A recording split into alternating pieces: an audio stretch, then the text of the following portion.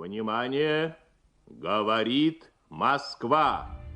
8 мая 1945 года в Берлине представителями германского верховного командования подписан акт о безоговорочной капитуляции германских вооруженных сил. Великая Отечественная война, которую вел советский народ против немецко-фашистских захватчиков, победоносно завершена